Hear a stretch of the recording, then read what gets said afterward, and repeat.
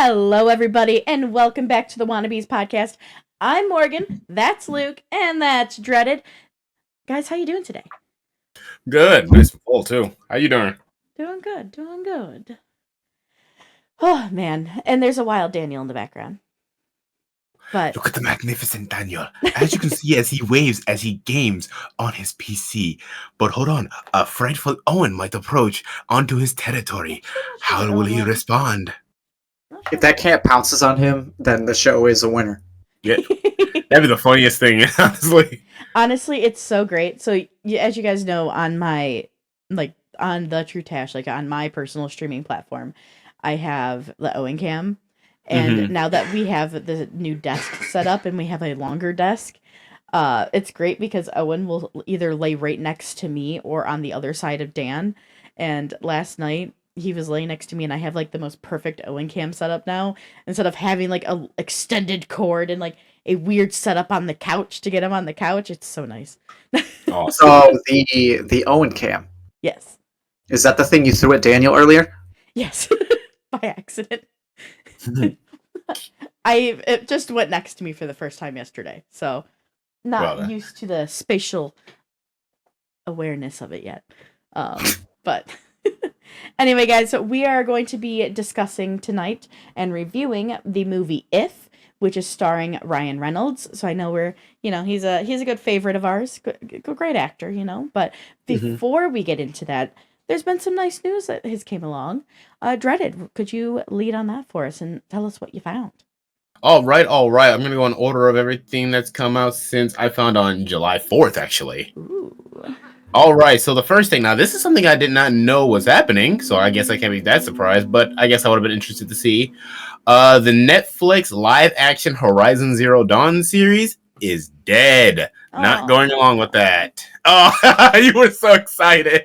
I really, really wanted that to take off. I think there is a great avenue and a great story to be told there, and I would love to see it in live action. I think visually will be really interesting and cool, but story-wise, I gotta be honest, I'm not into the story of the Horizon Zero games. Really? Yeah, those, they don't grab me. That's why I can never keep playing them. The gameplay is fun, but the story is I don't care. And not to mention, too, I'm a lover of creatures and fantastic beasts and stuff like that. So Robot Beast is kind of cool, but at the same time, you kind of wish these were real things. I don't know anything about Horizon. I'm sorry, it's not a franchise that I've played. Think like Far Cry. Think like Far Cry Primal meets Dinobots or something. See, that's another thing. I really haven't played much Far Cry either. Oh, okay, shit. Well, I fix yourself. I'm sorry. I'm like a Halo guy through and through. No, it's okay. I actually have not played a lot of Far Cry either. So, however, I will say that anytime a video game adaptation or anything like that comes up, I'm all for it. I think it needs a little bit more representation anyway. Yeah. And they're kind of starting to get good. So 100%. Maybe so. I just want to say, going off of what Luke said, video game adaptations are getting so much better, and that's why I think there is that disappointment that for me that this isn't happening. It is a big title, and it's a very interesting universe. I'd almost be excited to see the actual fall that has led to this even happen. I don't know. I think it would have been visually, at the very least, visually a stunning show to see. We would hope so, especially with Netflix being involved. So yeah, probably would have been pretty to look at. But who's to say it's gonna stay dead? Who knows? That's true. I wonder who they would have gotten to play Aloy. Honestly, I mean, is that Ashley the Burch who voices her is amazing and beautiful. Doesn't exactly look like her, but I mean, I would be completely fine with them casting her because she's the voice actress. Fair enough. After all, I guess the Pedro and whatever her face is who plays freaking Joel and Ellie don't look like Joel and Ellie, so... We don't need to talk about The Walking Dead. Yeah, I know, but I'm just bringing up the fact that, in my eyes, they don't look like... Walking Dead, but better? I'm not going to disagree with that, but I'm not going to agree either. Just for the sake of not arguing, I'm not saying anything. But I will say one of those series does not have a tiger named Shiva. Okay, moving on. So, speaking of things also being dead, now this one pisses me off actually. Okay. So remember back when we during a lot of the Batman talks we had when they first came out and all the spin-off series? Well, unfortunately, the Arkham Asylum series is also not moving forward. Okay, I'm not gonna lie. It's been so long since we talked about this that when you said that, I thought they were talking about the games. They were gonna stop making games in that universe, and I went in my head. I went, okay, great, because I feel like the stories are done anyway. But this, I forgot about this. Okay, first of all, we ain't gonna talk about what Suicide Squad Kill the Justice League did to Arkham Asylum games, but that shouldn't even be in the same ballpark. It really should not. It really shouldn't. Wait, hang on, wrong review, but unfortunately, the Arkham Asylum show that was intended to set in the universe of Matt Reeves' The Batman is no longer moving forward, unfortunately, which pisses me off because I thought that would have been a good show. Is this like? Do we think this has anything to do with like James Gunn and what the DCU is or isn't right now? Because I don't think so, honestly, because like we haven't really heard anything about that since we first talked about it. So, okay, here's what I'm thinking, just based off this news that you just said. I'm thinking Penguin gets one season, maybe two, because the Batman they probably signed Robert on to 3 movies, so he gets his next 2 movies. We get maybe a second season of Penguin, just so it can go along and we can have a thing in between, and then that's done. And then James Gunn does a Batman, and that's why he's not going forward with any more of this other stuff because it's just not. It's not his franchise. Maybe so. That could be the case. I want to interrupt and just say I heard a Cisco. That is the Cisco.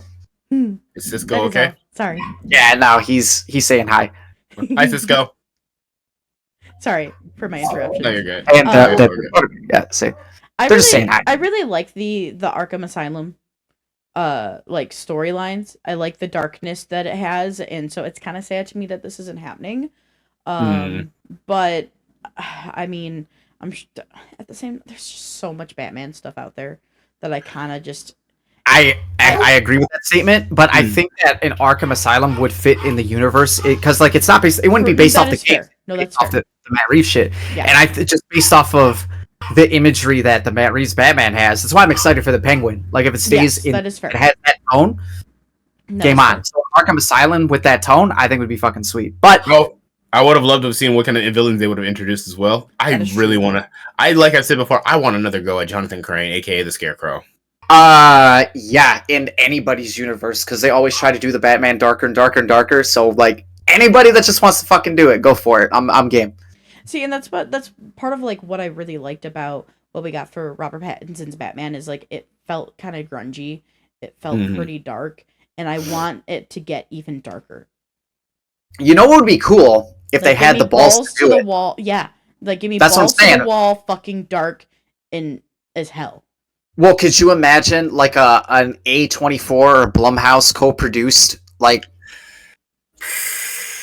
Right? No, keep A24 away from it. Actually, keep A24 away from it.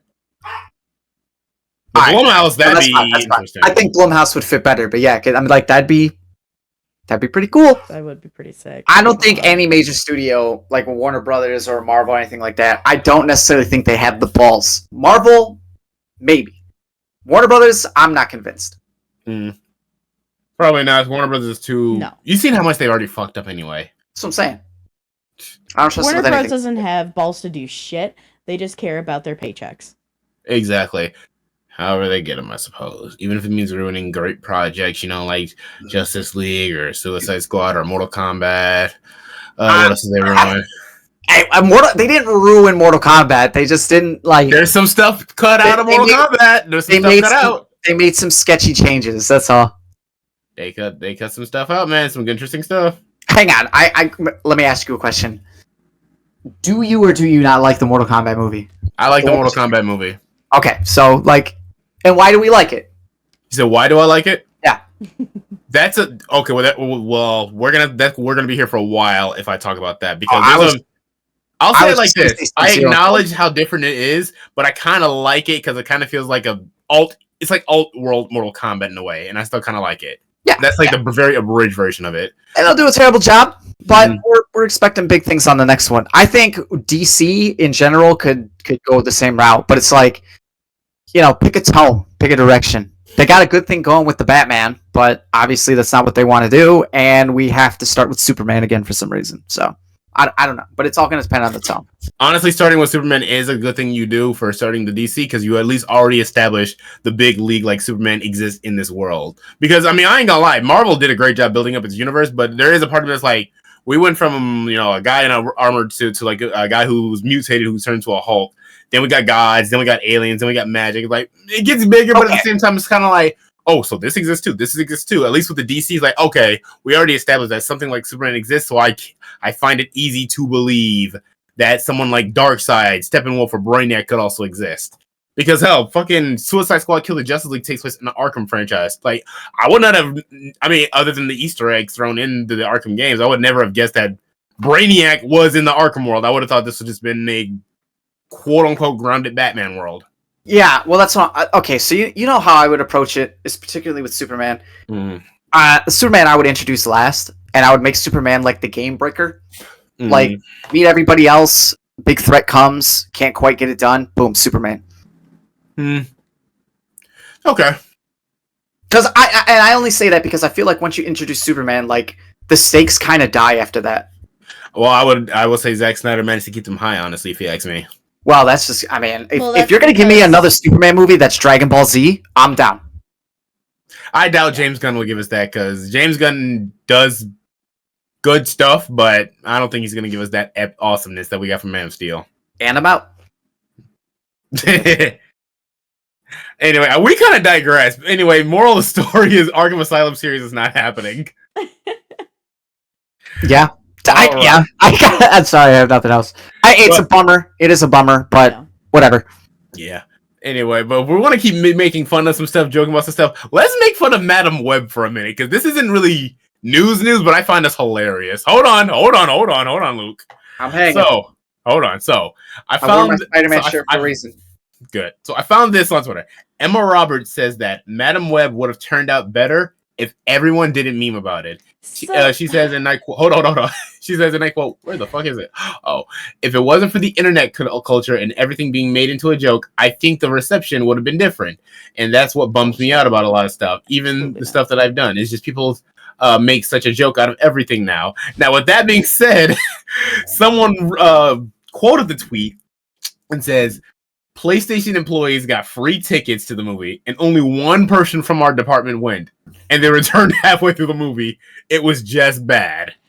So, what I want to immediately say, to me, this sounds like she was paid to say this. Because she came out when launch happened saying, this was not the movie I signed up for. A lot of changes were made, and this was not a good filming experience for me. And if I knew it would be like this, I wouldn't... She even said, I probably will never do any sort of film in this genre or this type of film again. Knowing she had said that when launch happened, and then her saying this now feels like it's definitely, hey, we're paying you. You need to say something good. Maybe we can get some at least movie sales or like streaming. We can get people watching it on streaming. Because to me... That's bullshit. Or why would she have said what she said when it launched? Because she was siding with the fan base when it launched. I thought that was Dakota Johnson who said that, actually. Was it? He might be right. I thought that's who said that. Yeah, he might be right. Emma Roberts is talking about... Let me look up who Emma Roberts is. Maybe I got them switched up. No worries. It's all good. Oh! I got them switched up. Never mind. No, it's all good. But I kind of still stand by that. I feel like they she was probably paid to say it because, I mean, Dakota's spoken out against it. Let's have another big cast member in it try to speak good for it, and maybe we can get our streaming numbers up. Yeah, I can't bring myself to watch that movie on Netflix. I don't care if it's free. Just like, dude, I had a 13-hour flight to and from Japan with nothing else better to do. I literally looked at him because it was on the Delta screen. I was like, nah. And I kept scrolling. This is me, my hands just shaking. The thumbs like, don't, no. Fuck it, let's watch Stranger Things again. So, nothing. That's not that serious. I just thought that was funny. The internet wouldn't have memed it if the trailers weren't so bad. The internet remains undefeated. Hell, some of the memes regarding a major event that happened at a rally have been holy shit. Yo, for real though. As far as this is concerned, I think the whole reason the movie made the amount of money that it did, and like I think it debuted on Netflix at #1, is because of the memes. Like, it's the only reason anybody gives a fuck about this movie. Like, you should be thankful. It did the same thing for fucking Morbius. Like, that movie shouldn't have been any type of made any of the money that it made. Like, that movie also sucks, but it had a lifespan because of the memes. You should be grateful for the memes. Because you say that too, like, I know that there are some people who've watched Madam Web, just like Morbius, who went and seen Morbius and now has seen Madam Web, only because they're like, I need to see if it's as bad as everybody is really saying it is. We're watching it ironically. We get that it's a piece of shit. We understand, but we just want to know. They're just like, but how bad? It's morbid curiosity, like just how bad, and it's fucking bad. Like, I watched fucking Morbius for this damn podcast. I didn't even want to see that bullshit. Morbius feels more like a movie than Madam Web does. I'll have to take your word for it because I still can't bring myself Holy to watch Madam shit, Web. Dude! Like, My mom has to watch Madam Web before I had. You watch movies sometimes and you go, all right, like this is bad, but like kind of like Guardia de Male, it's made to be bad. Excuse me, hold on, we ain't gonna talk bad about Guardia de Male because that is. But then you watch this by a major studio with real movie money, and you go, that is what you fucking made? Come on, man. It's hilarious. Yeah, so I think Emma Roberts just needs to not speak on this. Honestly, I don't. It's been how long? Emma Roberts. What did I say? I don't care. You said it. No, I was to say Emma Roberts. Stop the cap. Yeah, Emma Roberts. You need to just don't say anything. Just don't say anything. I want to say anything. I want to say too, though, like it's been how fucking long since this movie came out. That is another reason why I think she is being paid to say this to try to get streaming numbers up. Yeah, let that shit go. Just let it die. Because if she really felt this and was passionate about this, I feel like it would have been said sooner. Here's the thing about this is like because they more or less take place in the Venomverse. Venom, Morbius, this now, like they're all made kind of the same way. You know, they kind of feel like they could definitely be in the same universe. I'm pretty sure they are. Anyway, that's besides the point. Let it go. Don't say anything because when we watch the Venom movies, we don't think of these. So just let it go. Just let it die. Don't say anything. Unless she was paid. Then, alright, I guess cool. And maybe you'll get a couple more streaming views, but like, by this time next year, we'll probably never talk about this again. Yeah, probably. Until we do our end of the year list and we talk about the movies we hate. This is going on that list. True. I gotta watch a few movies just to make sure my list is big because my list is small right now. Mine too. So you know what? I will suck it up and one day watch Madam Web, but I'm drunk. All right.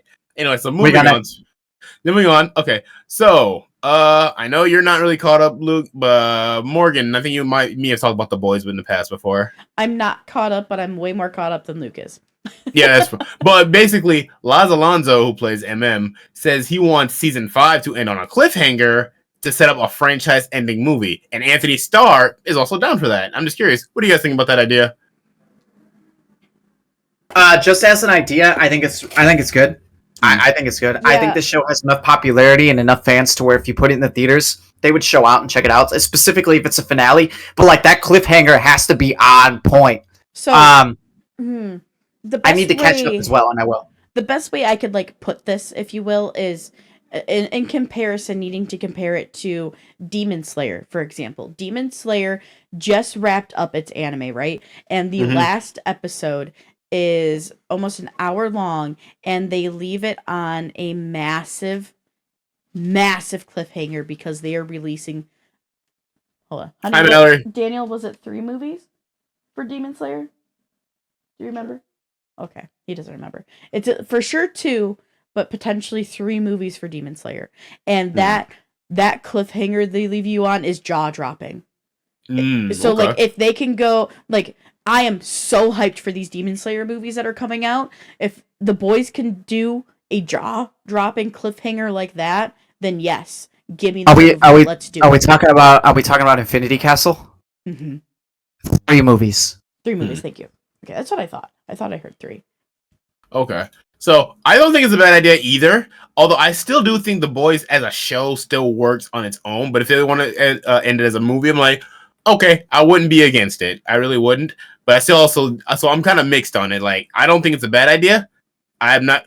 Yeah, I just don't think it's a bad idea. So, but either or, in my opinion, would be fine. Okay, I don't know enough about the business to say that this is fact, but I think there's a difference between TV show money and movie money. So I think that in general just gets everybody paid a little bit more. Well, that is accurate. However, like certain, I don't know their specific like episodic budget, but their budgets are per episode, and those can be in each individual episode can't be millions worth. Could a single episode can be it's only 50 minutes for that can be the same budget as a whole huge movie. So well, they are essentially independent movies now. These fucking episodes. Let's be real. For sure. So and they definitely got some paper in their pocket with the guest stars they get and the amount of special effects and stuff they can do. I can only imagine. Mm-hmm. So yeah, I from a business standpoint, I think it makes a lot of sense. And I mean, it depends on the cliffhanger, but I'm sure they could pull off a badass one. If they go through with that, of course. If they go through with it. It's not a bad idea. I'd be on board with it. I got to catch up with the show, but I'd be on board. I do like the show. I'm lazy. Has anybody watched the spinoff yet for it? I'm going to watch that before I watch season 4. I will. Is it imperative to watch that before season 4? I don't fully know. Because I haven't watched the spinoff yet or season 4. I think maybe a couple of characters from Gen V showed up, and I know a couple of characters from The Boys showed up in Gen V. Okay, good to know. So anyway, all right. Next up, we got Morgan. Feel free to bring up your news as well because we're gonna have 2 things of alien news. Yes. So if you want mine, something's really simple, really small. Go for it. As our chat and like any of our fans probably already know, all 3 of us are huge fans of like the Alien franchise. Watch it. I literally, bitch, calm down. So, I know you prefer Predator. Shut up. So I didn't. Just go ahead. So, no. So my biggest thing is, or the thing I'm really excited about, and I'm going to be there. I need to buy this.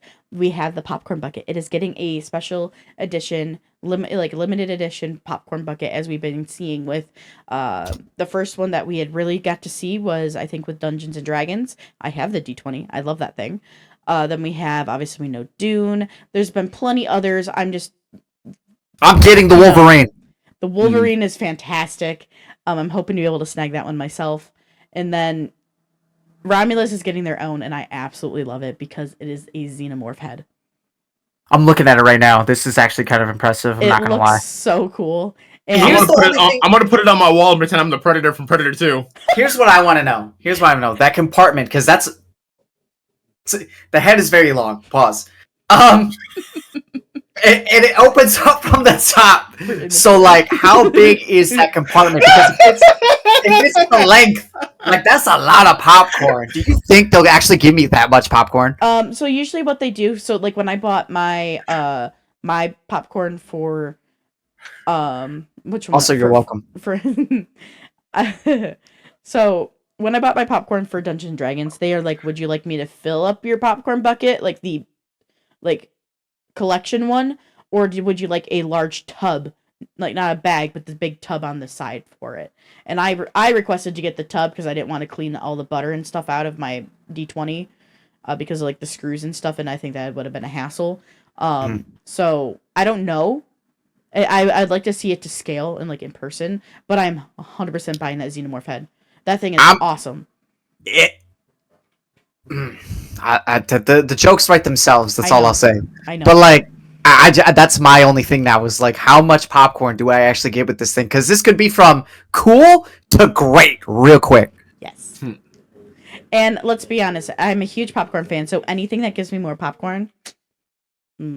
So yeah, if you're gonna rate these, I guess it depends like what you want to rate it on, because this is like the most accurate, the most like serious movie tie-in. So like this would probably be the best, but also which one makes you laugh the most is also another way to go about this. So it'd probably be between Dune and Deadpool, but like, I mean, this is what a fucking world we live in, where we get these sweet popcorn tubs that give us innuendos and a bunch of other shit. Like, what a fucking bold world we're in right now. I'm excited. I'm living for it. Let's go. This is amazing. I'm getting all these, by the way. Ballin'. Yeah, Alright. what's nice is tip for anybody who's watching and seeing these. If you have, for example, at my movie theater that's that's really close to me, it happens to be in a mall, right? And that one, because it's in a, like, not all malls are set up the same way, but if you have one where you can get to the concessions without buying a ticket, go to them, because that means you can get your popcorn buckets without a ticket. Ballin'. And correct me if I'm wrong, but these are AMC exclusive things, right? Yes. Yeah, it is Yeah. AMC that are doing well. That's what I thought. I think I saw Imagine had some as well. The Michigan I brand. mean, I'm not saying for this, I but want my shit. I know that they had Dune stuff and like Kung Fu Panda stuff at Imagine, but more than almost all the time that they are exclusive to AMC. If not, I would always bet AMC because they're the leaders in this right now. So that's where I've gotten my previous ones, and I did not get the Dune bucket. I couldn't, tell myself to get It's that. a little Gojira. But yeah. I'm just saying AMC gives out some cool shit from time to time. Yeah. I miss getting the free shit from when I worked there. Yo, Ballin'. we'll do that episode later. Anyway, sorry, that it wasn't anything crazy, massive, and huge. I just, being the alien Oh fan I no! am. Oh no! It is massive and huge. Let me tell you, I'm looking at it right now. Anyway, Dreaded, what is As the Johnny other news Cage, that you have? as Johnny Cage once said in Mortal Kombat X, the alien's head looks like a dildo. Well, the other alien news, I didn't know this was actually a thing, but Tell me Noah. Johnny Cage isn't the most porn name you've ever heard of. Well, you're not wrong. So is Finn Facts. Wolfhard. Alright, go ahead. Anyway, there's an Noah. Wait, shut up. Noah Hawley's Alien series is called Alien Earth. First of all, I didn't even know there was an Alien series coming out. Actually, there's so much news that comes out with Alien. Of like, wait, Romulus. Is there a new game? Is there a new Red? What? It's so much. But we get an Alien show already kind of a surprise, honestly. Looks good though. It looks really, really good. Yeah, it does. God, it looks Sorry, so go ahead. good. Finish your thought. I'm sorry. But yeah, other than that, like, the big news for me is like, oh, okay, we're getting an Alien series. I did not know that at all. And it's got to. I don't know when it's going to be released though, but we got it coming. That's sick. I'm excited to see what the premise is going to be for it. Balling. Yeah. So, here's my thing about this. It's been a weird, long gestating idea to do Alien. To do Alien on Earth. Mm-hmm. Alien vs. Predator Requiem. Alien 3 at one point was going to take place on Earth. It's something that they just really want to do. So I just want it to be good. That's what I'm getting at. I just want it to be good because Requiem sucked. Requiem's fucking terrible, and the idea of having them here on Earth is pretty cool. But like, just fucking execute it, do it right. Just do it right. I don't even know what right is, but do it right. Alien vs. Predator Requiem ain't that horrible. Yeah, it ain't that bad. What? It's not that. There is I literally. I will say this. So I will many say of this. these films don't even with me. I'm out. There is literally a clip online that you can see right now of the sound designer of that movie going, "You're not going to be able to say anything. It's too dark." They put that in the fucking DVD as an extra of the guy that worked on it, just shitting all over this movie. It sucks. Fucking terrible. You can't even see anything because they don't even know how to make films right. I will say, there's a point in my opinion where the movie actually, I mean, despite not being able to see it, kind of gets better. It's got cool ideas. Wolf is sweet. Yeah, Wolf is I still was in my gonna say, opinion the best Predator. I think what I like about Requiem isn't the filmmaking as it is like the premise and the ideas that it has. And that's why this show needs to be really, really good because it's a cool premise. Just fucking do it. Do it good. Yeah. I'd say the first half of the movie is definitely warranted for, okay, I understand. But the second half, in my opinion, ain't that bad. Again, like, good content, cool scenes when they're brightened. Hey, Mallory. I will agree to disagree, my sir. Yeah, that's fair enough. We're probably never gonna get along on that one. Anyway, for our last bit of news we have Same with here, A Quiet Place. we ain't gonna go there right now. Anyway, last bit of news. So, Stranger Things. We actually got our first look at Stranger Things Season 5, actually. With a, little behind-the-scenes... What are we gonna call this, I guess? Not teaser. It's basically like a first look and behind-the-scenes footage of Stranger Things Season 5 as they reveal that... Like a sizzle? I suppose, yeah. They are halfway through filming it. Well, hasn't there been a bunch of shit with like Billy Bobby Brown and stuff? Like, I I don't know if they're true, but aren't they like recasting people for this? Hasn't there been like major problems making this fucking season? Not. I mean, other than the strike, I haven't heard anything about recasting at all. Okay, then maybe it's just me. All I know is like the strike delayed a lot of stuff. I think Noah, whatever his freaking last name is, said some stuff that got him in trouble, but I don't think he's fired yet or nothing like that. But they're halfway through filming, and okay, they're making some progress. Woo woo. Interestingly enough, too, some of the stuff I'm saying like, interesting. I got to look at Daddy Vecna again. That's cool as well. Looks like they're still even in school at times. I'm like, what the fuck? Wait, y'all going to school still? I thought the Upside Down was about to tear y'all world apart. What the hell?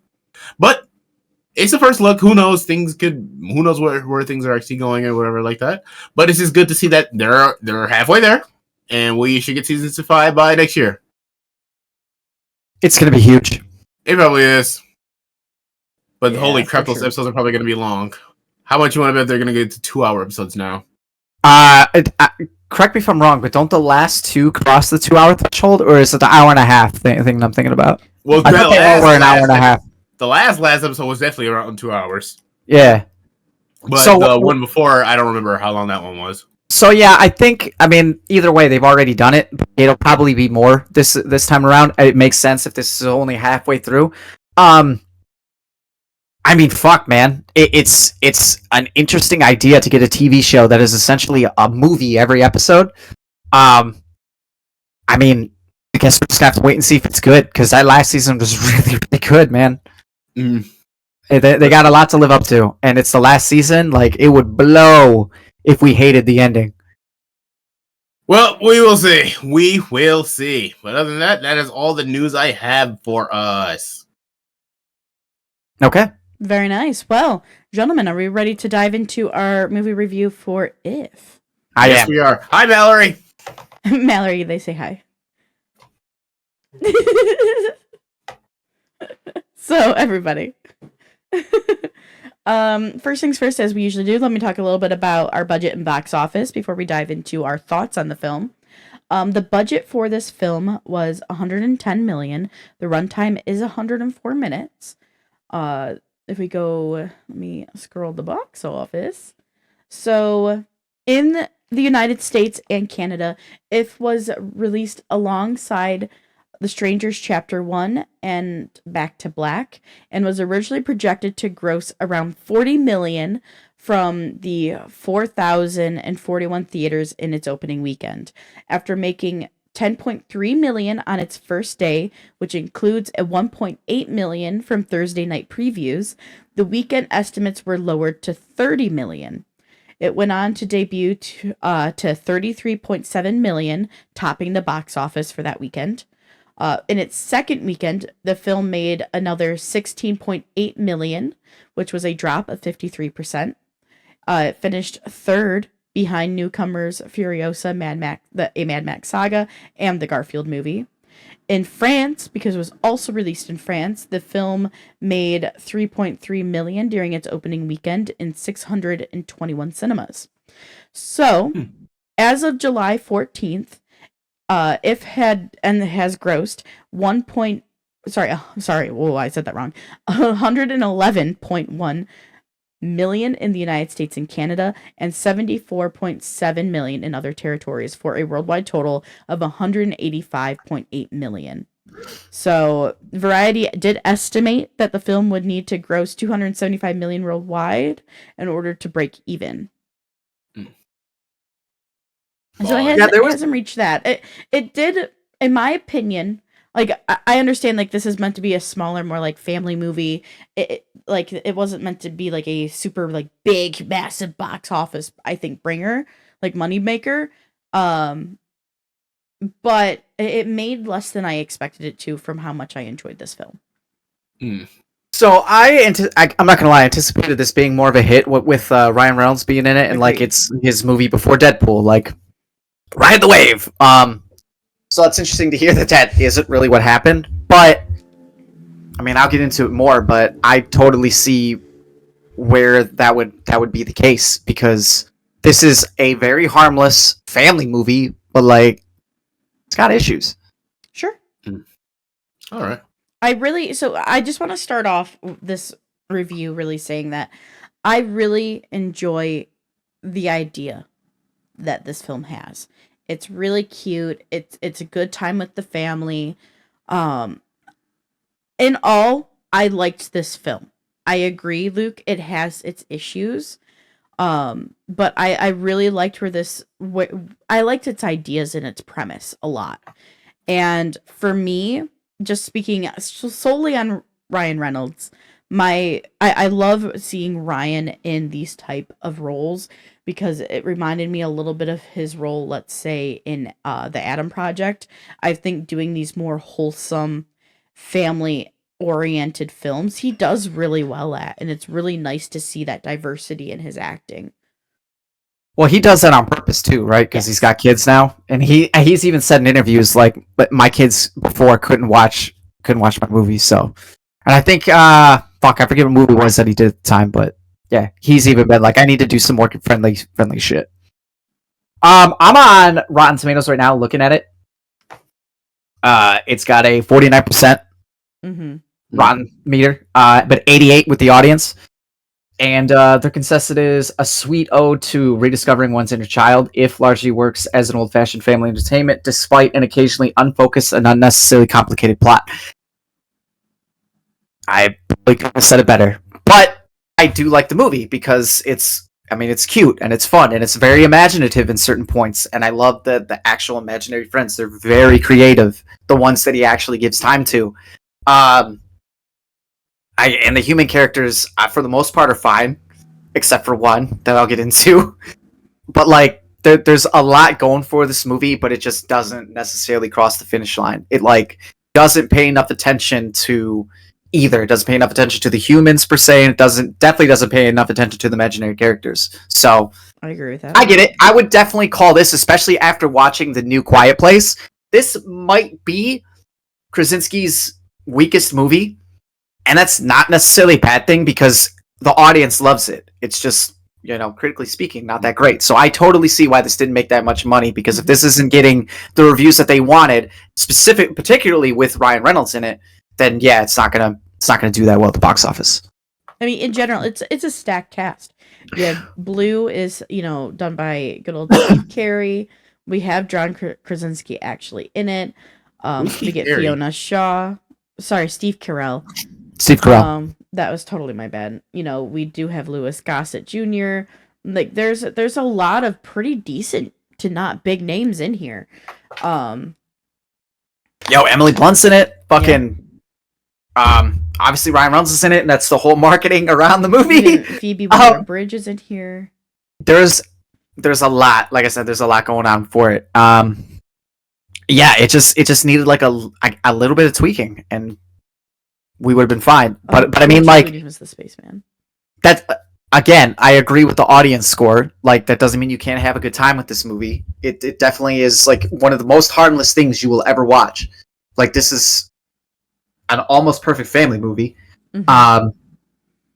Yeah, I enjoy this movie. I just, I'm not super excited about it. Is a good way to put it. Like, I could definitely recommend this movie, but I also can't say it's a good one.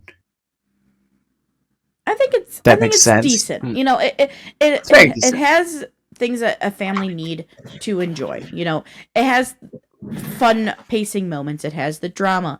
It's kind of acted push and pull. Phenomenal acting. It's colorful. It's imaginative. Not meaning to play a word on imaginary friends, but what's the little girl's name? B, I think. No, the actual actress. Her name is Kaylee Fleming. She's great in the movie. Yes.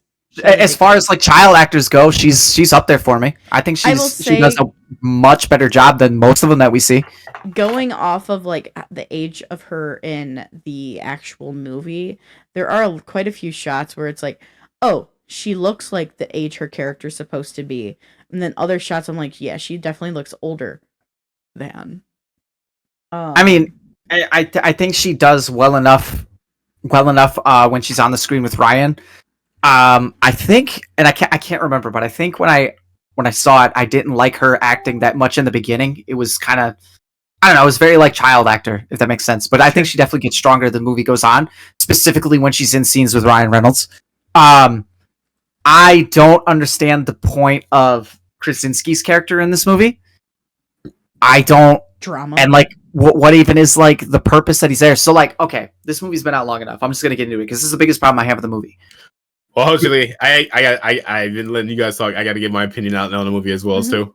No, jump in. Okay. So my opinion on the movie was.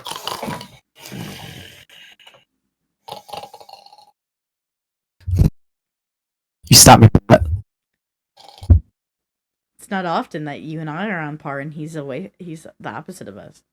I mean, I just have problems with the story and some structural shit. Like I was getting into before my man decided to snore. Is why the fuck is Krasinski's character in the hospital? Because he's sick. With what? It was with his heart. He probably. Morgan, he literally says, "I'm in the hospital for a broken heart," and not only does he say that, but before that, after they've established, because there is a mother character that we spend 10 minutes in a cold open getting to know, that dies of, I assume, cancer or something related. Cancer. So now Krasinski's character, the dad, is in there, and he looks the daughter character in the eye. He goes, "Don't worry, I'm not mom." Like, holy shit, bro! That's like, what a roast! And then he goes, "I'm just in here for a broken heart." Like, what the fuck does that even mean? That is my biggest problem with the movie, by the way. That is my biggest problem. That is why I don't like this as much as I should, because that is stupid. So, he's there for heart surgery. That's what he's going in for. And that his some part of his heart is broken. Therefore, he's going in for surgery. He's like in his late 30s too. He's in there with a fucking. Actually, there are people that have heart conditions. I know. But just like, goddamn, and all the time he's still like dancing around and doing stupid shit. Well, yeah. So what I thought was weird. So obviously, my grandmother, almost 2 years ago now, had open heart surgery. It's strange to me that he had like lead up days where he like had his his hospital room was like a hotel room. That doesn't happen in American healthcare. I mean, he's probably very well off. Do you see the places that they live in New York? Grandma's certainly well off. I was gonna say technically he doesn't live in New York. Grandma does. I'm just saying the human characters in this are kind of like. Well, no, the grandma's cool. Love the grandma. The dad is the weakest part of this movie. And that's unfortunate that that's Krasinski's character. He is the weakest part of this movie. You also don't get a lot of him. I also don't understand what like 12-year-old kid is supposed to be running around New York for like without a parent. At 12? At 12. I can see it. I mean, I guess, but I don't live in New York, so it's hard for me to say, but I guess it's like the same thing here. It's all relative, right? I mean, I'll say like for me, like visiting New York and like being like staying out in the Queens and everything, I saw no kids around that age without some sort of parental guidance. Because they were hanging out the arcades. Possibly. Kids. Obviously, I haven't been to the extremely like, oh, there might be a school around here, or at least that I knew of. But I don't think. I just find it surprising. I didn't think that was that weird. I mean, yeah, at 12, I did shit. Are you kidding? Do you want me to tell you what I was doing at 12? Are you sure you want to let the chat know you're doing it at 12? No, I don't actually. No, that's between me and my therapist. No. But I definitely like roaming around on my own at 12. Like to me is not that big of a deal. I was doing that at fucking 8. Sure. I was well behaved and my parents didn't mind. They knew I could take care of myself, kind of thing. So like it wasn't weird, but I also thought it was a little weird. But she's very resourceful. It's a very resourceful little girl. Yeah. So I definitely buy it. And a character like that or a kid like that, even if you tell them no, like they're gonna figure it out anyway. Which is kind of what she does. So here's what it is. But the introduction to Blue. Yes. Voiced by Steve Carell. I like I said, I enjoy the imaginary friends in this movie. They're all very cute. They act the way that they should. They're very childlike. They're all pretty fucking creative. The old school detective was my favorite. I forget his name. I'd like to also throw in that he was also my favorite, but mostly because he was voiced by Elliot Stabler himself. Christopher Maloney. Yeah, Christopher Keith was cool. And I did the old bear, the imaginary bear, was pretty cool too. And like, I mean, everybody functions the way they're supposed to. It's just like the plot is kind of weak. Sure. Oh, excuse me. The human plot is kind of weak. The fact that they decide that they're going to rehabilitate imaginary friends, that's pretty sweet. And I do like how they do that, like with the grandma dancing and shit. That was pretty cool.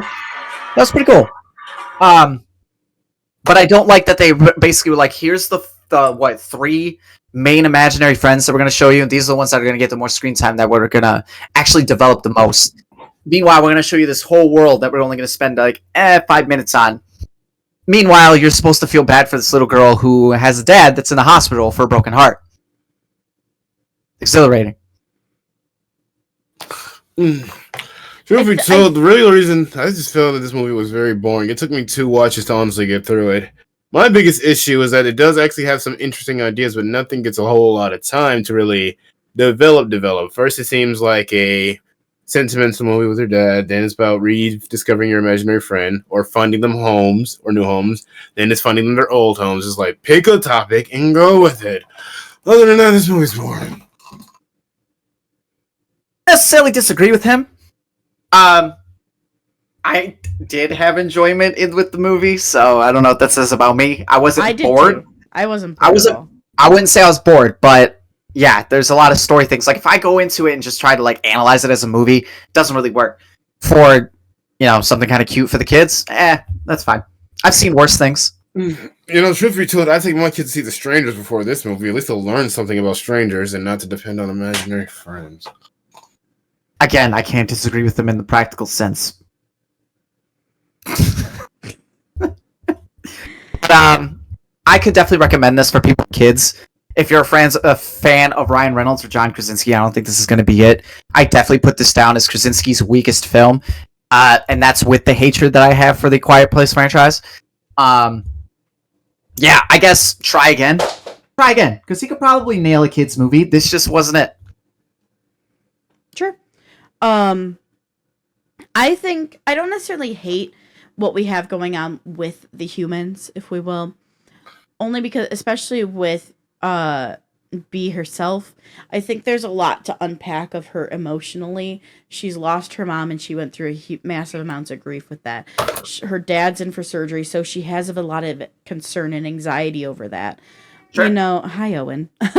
She's, working on, not necessarily working on, but she's in a place that was filled with familiarity, but at the same time is really foreign to her again.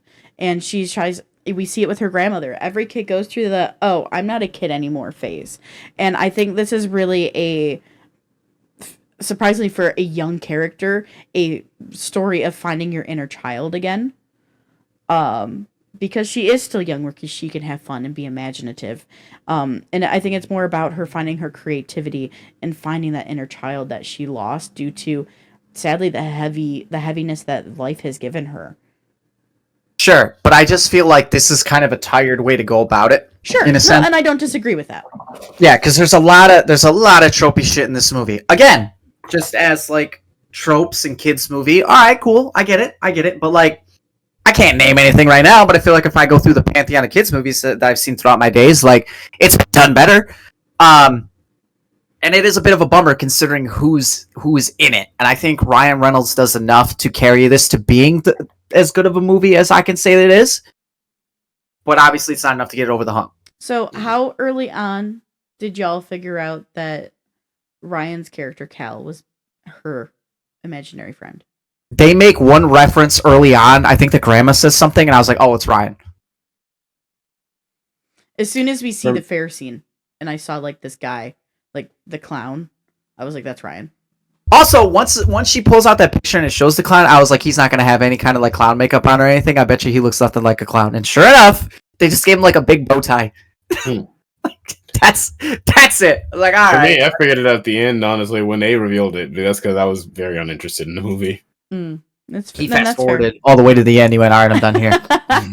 So what I'm wondering is, and for both of you, would you have did you like that, or would you have preferred that Ryan's character was another human who, and like, it was more of like passing the baton down and taking on an apprentice and teaching them? I would have liked that.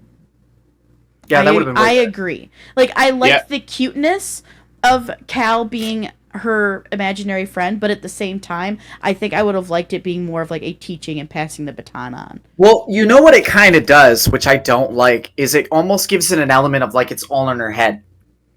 Yes. And I don't like 100%. that. Whereas if Ryan was another human, okay, this is real, there are imaginary friends, and she's actually got like a job to do. Because Like, you told me nobody's looking at this child, this 12-year-old talking to the air. Right. You're really telling me that of every imaginary friend, why is Jack Ryan the only one who looks regular? Also right.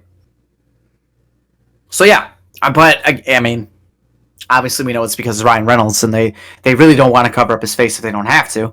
But yeah, no, I agree. Then that's just adds to the list of things that are like almost right. Yeah. So yeah, But I feel like you and I are on the same page. I mean, I like the settings. I like the filmmaking. It's did Krasinski direct this too? Let me double check. Yes. Yes. Okay, it's another well-made. Like it's well-made. It's paced pretty good. It's It God, visually looks good. I think the does look good sound visually. design's nice. the like I said, all the imaginary friends are very creative. There was at least pretty good thought put into each one, even the Ice Cube one. That's not a pun anyway. There's one that's actually like a little cup of water and Ice Cube, but like enough thought was put in to make these characters feel like they belong in the world, but not enough was there to like justify them, I guess. Like, yeah, they're there, and we have to put imaginary friends because they need to be in the background, but you're really only going to get to know like 3. Yeah, like we get to see as many of them as we do because they're like going through like an interview process with them to try to see who they could match up with. I believe the kid's name is Benjamin. But that goes to his point, though, in that they needed a plot. Like, is this about rehabilitating the imaginary friends? Is this about the dad? Is this about rediscovering your inner child? What is it about? Because it keeps jumping around. Mm-hmm. The one that wraps up really is the inner child one. But like, we don't really give enough time to anything else. So if there's a second one, I'm probably not because it didn't make enough money. But if there's a second one, I think they could definitely flesh that out a little more. And I'm gonna be honest, I originally thought this was like an Apple TV movie. I didn't even realize it was getting put in the theaters. And I think it would have done better if that was the case. And we might see a jump now that's on streaming. Like it might get a jump in popularity. If Madam Web can get it, if can get it. All right. I don't know if you guys have anything else to add. I'm sorry, I'm not trying to dominate the conversation. No, you're totally fine. I don't really have anything else to say because you and I are very on par with our thought processes. So I don't want to re-say the same thing over and over to everybody. If you have the children's, go take them to see it. Yeah, I think I saw it with Dan and Mallory and Caden. It was a fun little. Like I said, if you have the children's, go take them to see it. They'll love it. They're 19. They're not children. But if you have the children's, go take them to see If. They will love it. Did they love it? Did they love it? They didn't love it. They were like me. They're like, oh, that was a good movie. I had a good time with it. But it wasn't like they were in love with it. All right, I'll give them a pass. Take your kids to see Strangers Chapter 1. Let them learn something about the real world. This man just doesn't like children, and that's Nope. No, that's respectable. I understand. Nope, I don't like children. When that kid got snatched in the beginning of A Quiet Place, I was laughing. I will say, I think what also hurt If... Do you want to do this right now? Do you know what you're doing by bringing up A Quiet Place, particularly part 1? Excuse me, I'm only bringing up one little scene. I ain't thinking about the technicalities of how they're supposed to work. I will just say that I don't like children. It seems to be in every Krasinski movie. There's just something that he misses, man. Like, just take an extra second to like clean up your script and just make sure that blaring plot holes are taken care of. I'm not gonna indulge. 'Cause I'm right. Because you're not, but still. What were you saying, Morgan? I don't... You want to score it? Oh, no, sorry. So, obviously, this ended up getting hurt. It was number 1 in box office, and then Furiosa came out, as well as the Garfield movie. And I also think what hurt it as well is the fact that Inside Out 2 came out right around this, like during its time in the theaters. Because Inside Out has been soaring in the box office. Oh yeah, I'm gonna cite that as another thing that, who knows, maybe it's just what how things are going right now. Because if we remember, Furiosa didn't make any fucking money either. Yeah, no, that's not wrong. So maybe it's just like it's just how things are going right now for whatever reason. Like, It could be I just a lot recommended- of people being like, "Oh, it'll be on streaming eventually. I'll just wait." well, like I recommended Long Legs for you guys to watch, right? Mm-hmm. I'll be interested to see when we do that, when you put the box office to see like how big of a movie it was, because great movie. But I don't know if it's gonna make a lot of money because of the genre and everything else. But so I just don't know if that's just what we're dealing with right now. So it doesn't matter how good your movie is, just like nothing's making money right now. Yeah. Right, so. No, that's fair. That's fair. Like here, I'll just out of curiosity, I want to know what Inside Out 2 is made. Just because I know it came out at the same time. That might be the exception.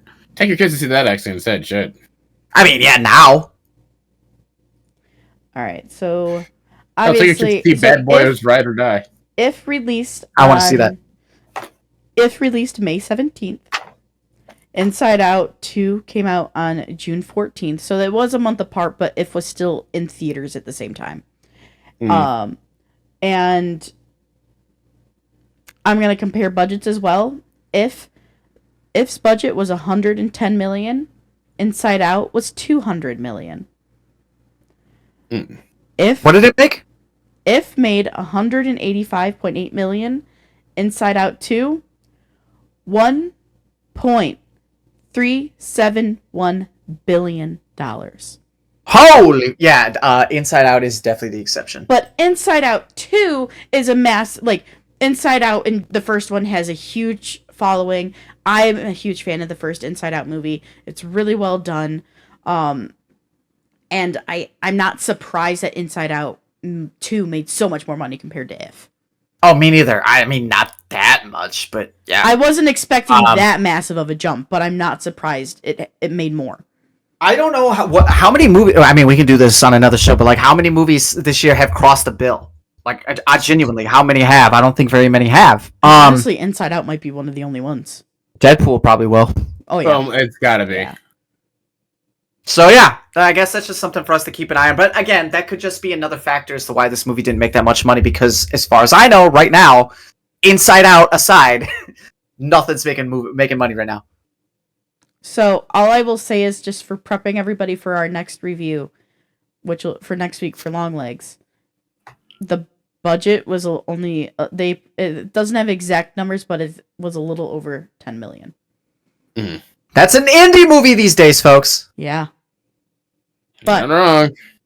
anyway, All right. let's You get wanna into score our this? scores. Yes. We'll let Dreddy go first. 3 out of 10 next. Wow, Wow. that's higher than I thought, given the snores. Even thought he of- thought it had cute moments. I thought I would give it a 4, but I'm not gonna lie. Wait, hold on a sec. Nope. Okay, I'll say 3.5 because I think this and Reminiscence are on the same tier of boring, with some interesting ideas. You want me to go next? Wow. But Chaos Walking is still better. Chaos Walking is better? Oh, alright. Nope, I can't. Alright. Alright. Alright. Luke, do you want to go or do you want me to? Doesn't matter to me. I have.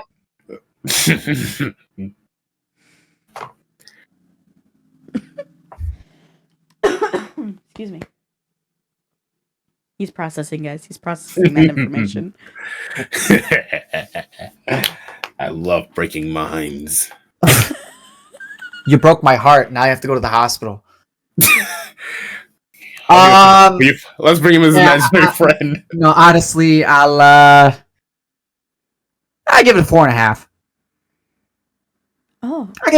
I was gonna go with 5, but honestly, I think I bashed it too much to give it a 5. I'll give it a 4.5. There's enough here for the kids. I can find some cuteness in it. But as a story and shit, like, nah, it's not for me. Well, I'm a 5.5. Alrighty then. Yeah. I mean, I don't hate it. I really genuinely had a good time with it. Fucking love Keith. Keith is my favorite, especially the very last. Keith being the end of the end scene, being finding out it was Krasinski's character's guy, and he jumps over him. I love it. Did everybody see the Deadpool Easter egg in the credits for Keith? Yeah. Yeah, I know about that. All right. Yeah. Is there like an after credit scene that I didn't see, or is it just there like was it? there was no. Okay, that they credits. just put that there. Yeah. That was good. I enjoyed that. Actually, you know what? I'm gonna give it a 5 for that. I like that. I'm giving it a 5. For the Easter egg. For the Easter Yeah, egg. just for that fucking Easter egg, I give it a 5. I still No, I like the detective guy just because he's voiced by an actual awesome detective. Honestly, Yeah, no, he was fucking like sweet. the voice acting was fantastic, and the voice acting is stacked. Like I said earlier, we have Steve Carell, we have Phoebe Waller-Bridge, Louis Gossett Jr. We even have scrolling down. We have Emily Blunt, we have George Clooney, Bradley Cooper, Matt Damon. Like we have Keegan Michael Key. Like it is fucking stacked. We get Blake Lively. Huge. And the list goes on, right? Like this very much to me was a film of like a bunch of, which kind of feels like how John does his films anyway, is, hi, I've made the script, you are all my friends, you are all great actors, let's work together on this film. And is there issues with the film? Yes, but I think the most important thing about any film is, what issues aside or not, could the viewer have a good time? Dreaded aside. Oh, if anything, make a live action Foster Home for Imaginary Friends movie. I'll watch that and probably be more entertained. It's fair. And on that note, but no, I had a good time. I'm at a 5.5. Luke, you're at a 5, and Dreaded, you're 3.5. Yep. Yeah. go Keith. Go Keith. All right, everybody. That is our review and our discussion of the movie If, starring Ryan Reynolds. Thank you so much for joining us, and thank you for hanging out for any of the news and whatnot that we had to share. Gentlemen, anything you need to share before we close out today's episode? Yeah, Lou, you gotta watch Bad Boys Ride or Die. Yeah, I think you'll like that. I do need to watch Bad Boys Ride or Die. Excited to do Long Legs next week. I think that's gonna be. I think we're gonna have a good time with that. I'm excited for you guys to watch it. Yeah, I'm excited. And then bitch. Yeah. So just so everybody is aware, next week we have on June 24th, we are going to be reviewing the film Long Legs that does star Nicolas Cage. Then the following week, on the 31st, we'll be reviewing Deadpool 3, which obviously has Ryan Reynolds once again, as well as Hugh Jackman. So yeah, make sure you follow us on our socials at Wannabes Podcast. That's on Facebook, Instagram, and Twitter. That way you know when we're going live, what time, what day, or what we're going to be reviewing. Obviously, you know the next 2 weeks, but make sure you go follow us so you know for what the future dates hold. But for now, everybody, I'm Morgan. That's Luke, and that's Dreaded. Luke, please go ahead. I didn't want to cut you off. Nope, you're good. Now get out of here and go watch Twisters. Oh, yeah, it's sold out, so I can't. Damn! I know. I will say I want to get it because I need a nap, honestly. I really do. Jeez, buddy. All right, y'all. Thank you so much for joining. We will see you next time. Have a wonderful night. And next time, don't forget the popcorn, all right? Peace. Any more pets look like dildos.